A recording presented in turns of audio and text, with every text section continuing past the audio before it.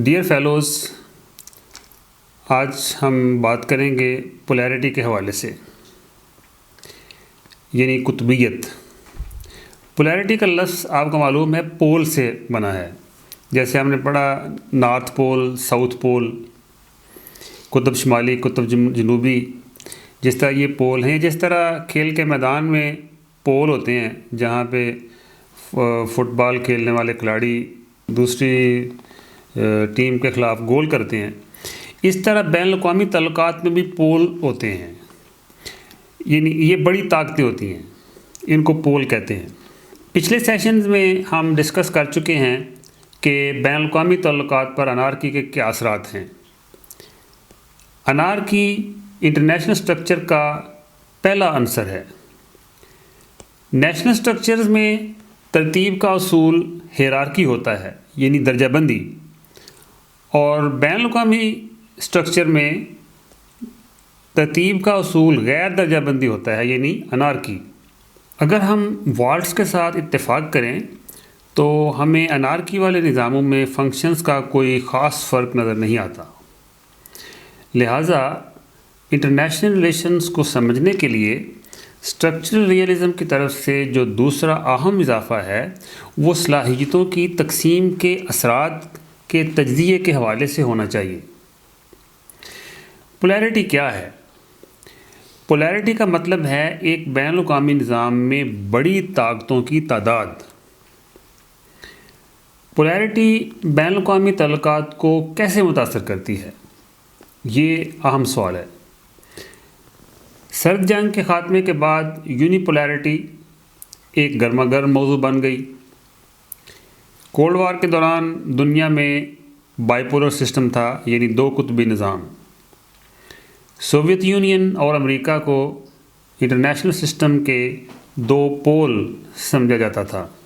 Soviet union کے ٹوٹ جانے کے بعد بین الاقوامی نظام یونی پولر ہو گیا۔ اسٹرکچرل ریئلزم کی منطق کے مطابق یونی پولیرٹی غیر مستحکم ہے، اٹ از ناٹ اسٹیبل۔ لہٰذا توازن طاقت کے قیام کی کوششوں سے نئی بڑی طاقتوں کے ابھرنے میں مدد ملے گی، جیسا کہ ایک برتر طاقت کے اشتعال دلانے سے نسبتاً چھوٹی طاقتوں کے ایک بڑے اتحاد کی راہ ہموار ہوتی ہے۔ مثلاً نپولین کے زمانے میں فرانس کے اشتعال دلانے سے ایک بہت بڑا اتحاد قائم ہوا۔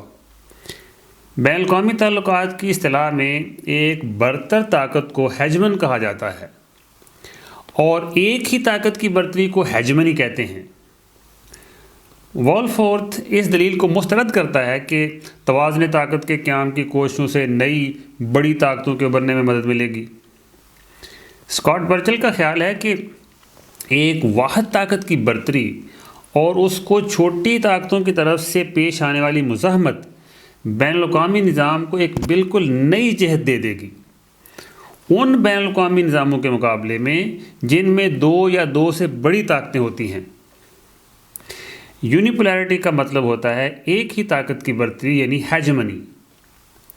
شویلر کے تجزیے کے مطابق ٹرائی پولر سسٹمز بھی ایک ڈیفرنٹ اسٹرکچرل لاجک رکھتے ہیں، یعنی سے قطبی نظام، یعنی ٹرائی پولر سسٹمز کا سٹرکچر باقی نظاموں کے سٹرکچر سے مختلف ہوتا ہے۔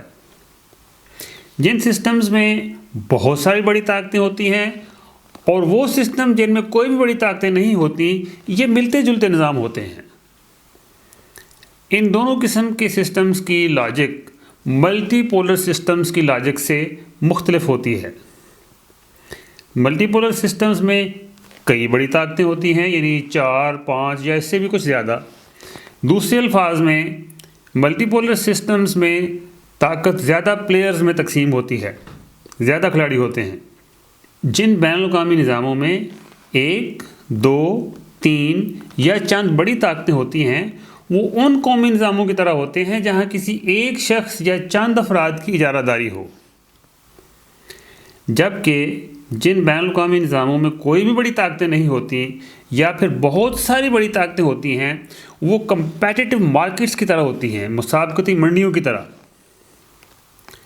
بین الاقوامی تعلقات کے نظریات پیش کرنے والوں کی زیادہ تر توجہ بائی پولر اور ملٹی پولر سسٹمز پر رہی ہے۔ مثلاً ان کا کہنا ہے کہ پیریفریک ایریاز کے تنازعات بائی پولر بیلنس کے لیے کوئی خاص خطرے کا باعث نہیں ہوتے۔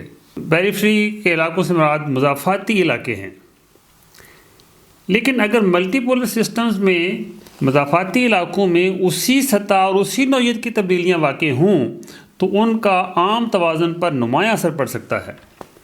البتہ اس قسم کے فرق کی اہمیت واضح نہیں ہے۔ مثلاً ایک سوال یہ ہے کہ کیا بائی پولر سسٹمز میں مضافاتی تنازعات زیادہ کثرت سے ہونے چاہیے کیونکہ وہ کم عدم استحکام پیدا کرتے ہیں اور یوں بڑی طاقتوں کے لیے محفوظ ہیں، یا پھر بائی پولر سسٹمز میں مضافاتی تنازعات کی کثرت کم ہونی چاہیے کیونکہ بڑی طاقتوں کے ملوث ہونے کی کوئی خاص وجوہات ہی نہیں ہیں؟ اس طرح اس بات پر کافی اختلاف پایا جاتا ہے کہ بائی پولر اور ملٹی پولر سسٹمز میں سے مقابلتاً کون سا نظام زیادہ مستحکم ہے۔ ڈوئچ اور سنگر بائی پولیرٹی کے حق میں بات کرتے ہیں۔ ان کے خیال میں بائی پولر سسٹم زیادہ مستحکم ہے، والٹس ملٹی پولیرٹی کو زیادہ مستحکم قرار دیتا ہے، اور روزکرینس بائی پولر اور ملٹی پولر دونوں کے حق میں دلیل دیتا ہے۔ اس کا کہنا ہے کہ یا تو یہ دونوں قسم کے نظام مستحکم ہیں یا پھر دونوں نہیں۔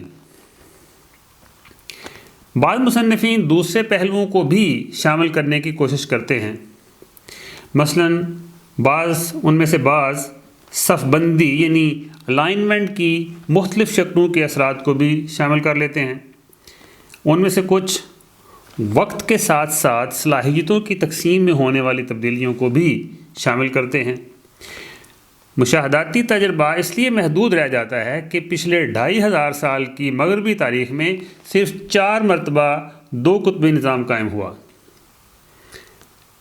پہلی دفعہ 5ویں صدی قبل مسیح میں ایتھنز اور اسپارٹا، دوسری دفعہ 3ویں صدی قبل مسیح میں کارتھج اور روم، تیسری دفعہ 16ویں صدی عیسوی میں ہیبسبرگ اور بوربن ان کی آپس میں مقابلے بازی، 20ویں صدی میں سوویت یونین اور ریاستہائے متحدہ امریکہ۔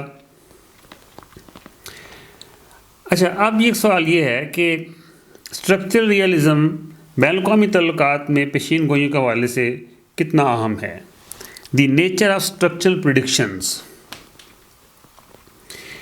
بائی پولر اور ملٹی پولر سسٹمز میں سے کون سا نظام زیادہ مستحکم ہے؟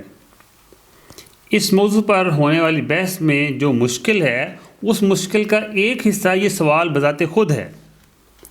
مثال کے طور پر ایک ابھرتی ہوئی نظر ثانی پسند یا انقلابی طاقت جو بہت زیادہ خطرہ مول لینے کا رجحان رکھتی ہے، ان طاقتوں کے مقابلے میں بالکل مختلف مسائل پیدا کرتی ہے جو موجودہ صورتحال پر مطمئن ہوتی ہیں اور خطرات مول لینے سے گریز کرتی ہیں۔ لیکن یہ باتیں والٹس کے اسٹرکچرل ریئلزم کے دائرہ کار سے باہر ہیں۔ اگرچہ یہ کلاسیکل ریئلزم کے بہت سے تھیورسٹس کے لیے اہم ہیں، جن میں ہینری کسنجر ہے اور مارگن تھو ہے۔ اگر ان پہلوؤں کے اثرات پولیرٹی کے اثرات کے برابر یا اس سے زیادہ ہیں تو اسٹرکچرل ریئلزم کے اس سوال کا کوئی جواب نہیں مل سکتا کہ بائی پولر اور ملٹی پولر سسٹمز میں سے کون سا زیادہ مستحکم ہے۔ انٹرنیشنل اسٹرکچر ریاستوں کو خاص اطراف میں دھکیلتا ہے۔ یہ مشینی طریقے سے نتائج کا تعین نہیں کرتا۔ ریاستوں پر اس اسٹرکچر کے علاوہ بھی کئی دوسرے دباؤ اور اثرات ہوتے ہیں۔ بعض اوقات دیگر ویریبلز نتائج کے تعین میں فیصلہ کن ہوتے ہیں، لیکن اس کا یہ مطلب بھی نہیں ہے کہ پولیرٹی اور انارکی کی کوئی اہمیت نہیں۔ بس یہ ہوتا ہے کہ بعض اوقات دوسری قوتیں زیادہ طاقتور ہوتی ہیں۔ والٹس بار بار یاد دلاتا ہے کہ اسٹرکچرل ریئلزم کی پیش گوئیاں غیر یقینی ہیں، indeterminate, they are not final. اور یہاں یہ بات بھی ہمیں مد نظر رکھنی چاہیے کہ سوشل سائنسز کی تھیوریز لا لائک ہوتی ہیں، قانون نما باقاعدگیوں کی نشاندہی کرتی ہیں، نہ کہ کوئی پکے ٹھٹھے قوانین۔ یہ کوئی ڈٹرمنسٹک لاز کی طرح نہیں ہوتی۔ اور سوشل سائنسز کی تھیوریز ایسی قوتوں کی نشاندہی کرتی ہیں جو ایک خاص سمت میں دھکیلتی ہیں۔ اب یہ اینالسٹ کا کام ہے کہ وہ یہ تعین کرے کہ ایک خاص تھیوریٹیکل لاجک حقیقی دنیا میں کہاں لاگو ہوتی ہے. یہ تھیورسٹ کا کام نہیں ہے. اگلی دفعہ ہم بات کریں گے ریاستوں کے محرکات یا اغراض و مقاصد کے حوالے سے موٹیوز آف دی اسٹیٹس.